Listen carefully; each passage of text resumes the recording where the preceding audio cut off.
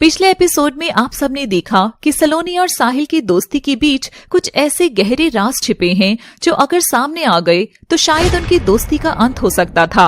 उधर जगीरा की चली गई चाल ने अपना काम करना शुरू कर दिया था।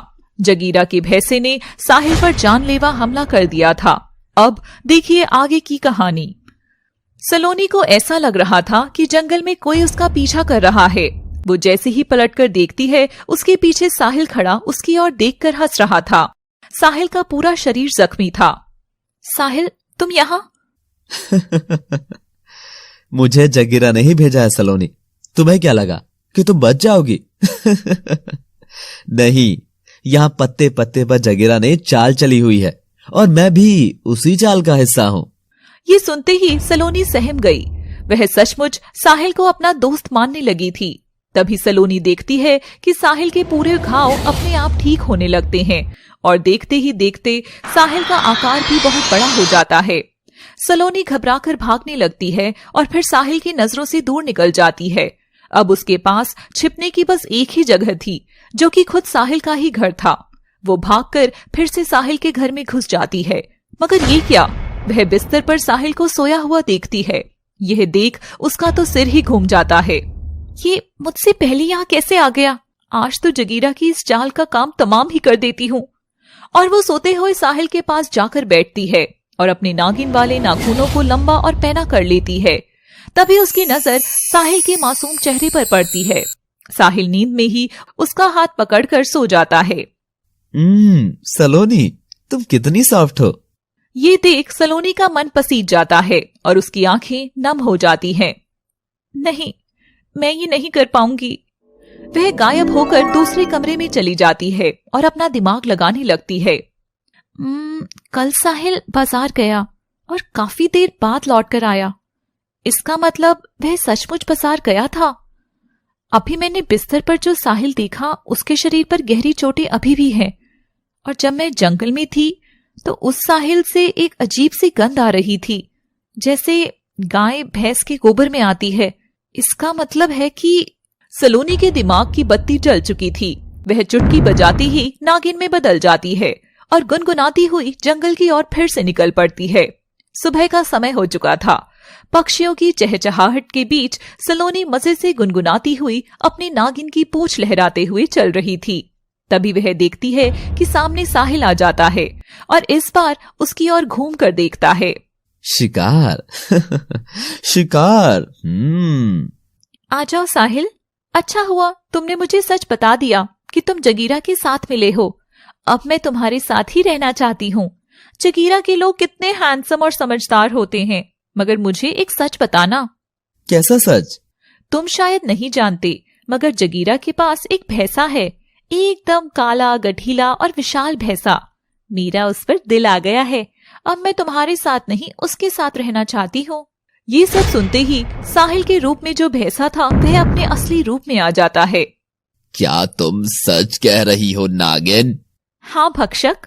क्या कहा तुमने? भक्षक? तुमने मुझे नाम भी दे दिया सलोनी। भैंसा इमोशनल हो जाता है।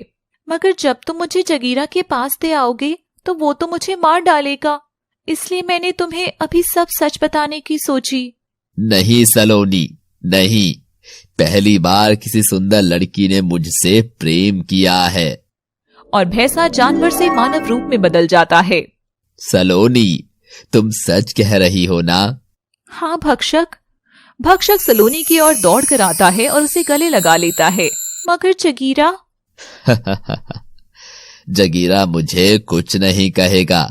ठीक है भक्षक, पहले तुम मुझसे बात कराओ, तब तक मैं तुम्हारा यही इंतजार करूंगी।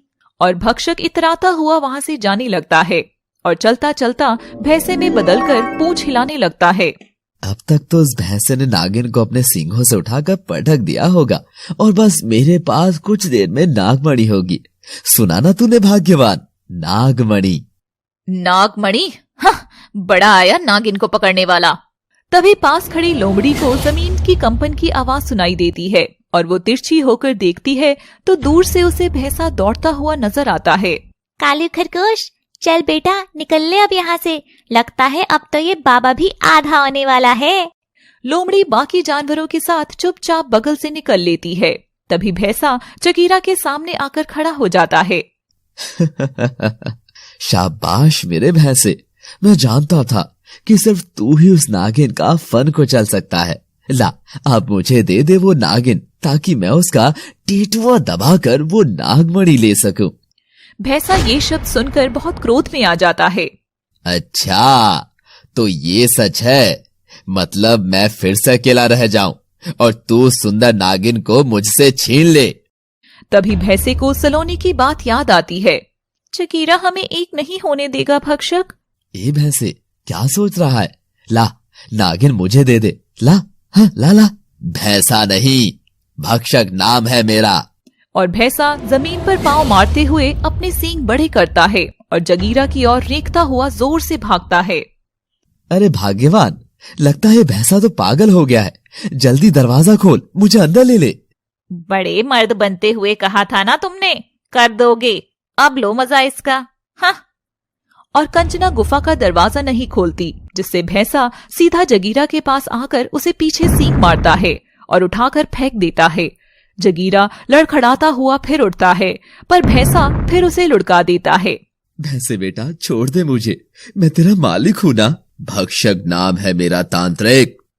भैंसा जगीरा को और मारता है और वो डरता हुआ पेड़ पर चढ़ जाता है।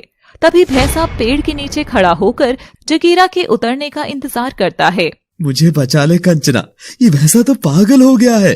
तभी कंचना गुस्से से दरवाजा खोलती है और वो भैंसा उसकी ओर दौड़ कर जाता है। तभी कंचना अपनी काली शक्ति उसके पांव जाम कर देती है और उसके नजदीक जाकर दोनों हाथों से उसकी सींग पकड़ती है और उसकी मुंडी तोड़कर जंगल की ओर फेंक देती है। जगीरा यह देखकर खुश होता है और नीचे आकर कंचना के पास जैसे ही जाता है, कंचना अपने खून के हाथ जगीरा के कपड़ों पर पोंछ देती है। ये पकड़ेगा नागिन को, अब मुझे ही कुछ करना होगा। और तांत्रिका ये कहकर गुफा के अंदर चली जाती है। जैसे ही जगीरा भी घुसने लगता है, वो फिर से दरवाजा बंद कर देती है। उधर भैंसे की मुंडी जंगल में खड़ी नागिन के पांव में आकर गिरती है। उसे देखते ही सलोनी बहुत खुश होती है। भैंस बुद्धि, चला था नागिन को फंसाने। सलोनी फिर से घर की ओर लौट जाती है और देखती है कि साहिल जाग चुका था और साहिल ने अच्छा सा ब्रेकफास्ट बना रखा था। अरे साहिल, आज सुबह सुबह सूरज गलत दिशा से निकल गया क्या? ये इतना सब तुमने बनाया? हाँ सलोनी, और वो भी सिर्फ तुम्हारे लिए, और इसके साथ ही एक और चीज। और साहिल अपनी कमीज की जेब में हाथ डालता है, सलोनी शर्माते हुए। क्या साहिल? साहिल ढेर सारी सोने के सिक्के सलोनी के सामने रखता है। लो सलोनी, ये सब तुम्हारा है और ये मैंने ही तुम्हारी अलमारी से चुराया था, और इस चोरी के लिए मुझे माफ करना। साहिल शर्म से नजरें झुका लेता है। ये देख सलोनी उसका चेहरा ऊपर करती है। साहिल, मुझे तुम्हारा ये बदलाव पसंद आया। और सलोनी साहिल को गले लगा लेती है। सलोनी के फिर इतना करीब आते ही साहिल को फिर से झटका लगता है और वो सलोनी से दूर हटने की कोशिश करता है, मगर सलोनी उसे अलग नहीं होने देती। साहिल, आज नहीं, तुम हमेशा ही क्यों भाग जाते हो? सलोनी, मुझे छोड़ दो प्लीज, वरना अनर्थ हो जाएगा, सब गड़बड़ हो जाएगा। मुझे जाने दो प्लीज। मगर सलोनी भी जिद पर अड़ गई और तभी साहिल के शरीर से एक तेज रोशनी निकली। कंचना तांत्रिका अंदर जाकर अपने पात्र पर जादू मारती है, जिससे उसे साहिल के घर में रह रही नागिन सलोनी नजर आ जाती है। तो ये माजरा है। कंचना काली शक्तियों के हवन में मंत्र फूंकती है और वहाँ ढेर सारा धुआं प्रकट होता है। उस धुएं में से एक सुंदर लड़की प्रकट होती है। आओ निशा, स्वागत है तुम्हारा। आखिर मैं उस कैद से आजाद हो ही गई। और निशा हंसते हुए एक बहुत विशाल नेवली में बदल जाती है। तुम जानती हो ना तुम्हें अब क्या करना है? निशा मुस्कुराती है और गायब हो जाती है। सलोनी के सामने एक तेज रोशनी आती है, जिससे सलोनी कुछ भी नहीं देख पाती। और तभी वहाँ रोशनी में एक शक्ति सलोनी के ऊपर गिरती है, जिससे सलोनी एकदम जम जाती है और साहिल अपने नेवले रूप में आ जाता है। साहिल चौंक कर यह देखता है। तभी रोशनी के अंदर से आवाज आती है, उठो साहिल, अपने आप को संभालो और एकदम नॉर्मल हो जाओ। और हाँ, एक चेतावनी, कुछ बहुत बड़ा खतरा तुम दोनों की ओर बढ़ रहा है। आप कौन? साहिल को उसके सवाल का जवाब मिलता कि उससे पहले ही रोशनी गायब हो जाती है और साहिल नेवले से फिर से मानव रूप में बदलकर सलोनी के होश में आने से पहले ही उसके फिर से गले लग जाता है। सलोनी होश में आती है। अभी यहाँ क्या हुआ था? मुझे कुछ याद क्यों नहीं आ रहा? कुछ भी तो नहीं हुआ था। जाओ तुम आराम कर लो सलोनी, मैं जंगल से लकड़ियां लेकर आ जाता हूँ। सलोनी हैरान सी कमरे में चली जाती है और साहिल कुल्हाड़ी उठाकर जंगल की ओर चला जाता है। निशा भी साहिल के पीछे पीछे चल रही थी और जैसे ही साहिल मुड़ता है, निशा को देखकर चौंक जाता है। दरवाजे की घंटी बजती है और सलोनी दरवाजा खोलती है तो सामने निशा खड़ी थी। सलोनी निशा की गंध से पहचान जाती है कि वो नेवली है। हेलो सलोनी। अब देखिए आगे, क्या नागिन और नेवले की कहानी में जीत कंचना की नफरत की होगी या साहिल नेवले और नागिन सलोनी का मासूम प्यार जीत जाएगा? जानने के लिए देखते रहिए नागिन और नेवले का प्यार केवल पापा टीवी हिंदी पर। Thanks for watching.